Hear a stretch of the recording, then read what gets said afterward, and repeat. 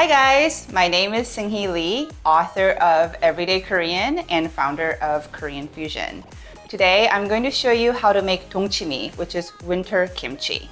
This is totally vegan, which is awesome. Ingredients are Korean radishes, green onions, 3 cloves of garlic, a knob of ginger, apple or Asian pears, serrano chilies. And you need to have a fermentation device. So these are cleaned radishes. I'm not going to peel them because it contains good bacteria that will help with fermentation. We're gonna need about 6 cups. And then what I'm gonna do is thinly slice the garlic, top it in there, slice the green onions, and then I'm gonna layer that in there also. So when you buy fresh radishes from, say, farmer's market, the greens are perfectly great. Cut it into similar size as the scallions and then layer it in between the radishes.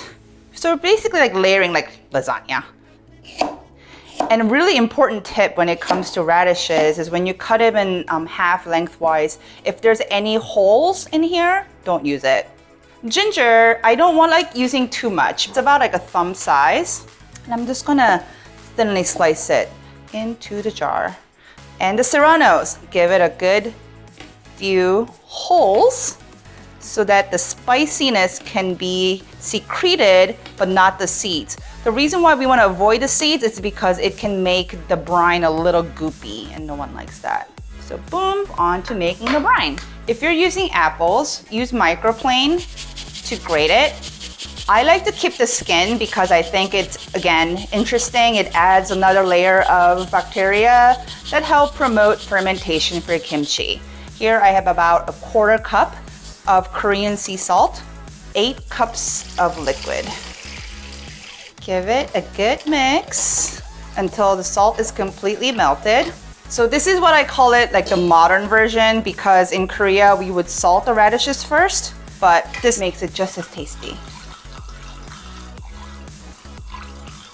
So in Korea, there's this thing called kimchi stone that gets passed down generation to generations, which perfectly puts all the vegetables that float underneath the water.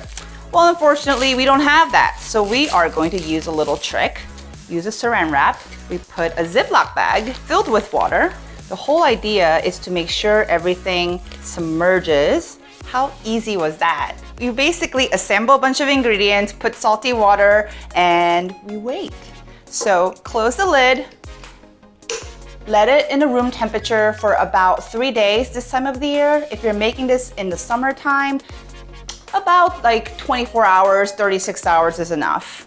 Don't forget to burp the lid every day, just so that the gas can be released. And about 3 days after, definitely do the taste test. If it's slightly sour, that's perfect. Put it in the fridge, let it ferment for another 2 weeks, and you can enjoy throughout the winter. Thank you so much. I hope you make this dongchimi. Thank you.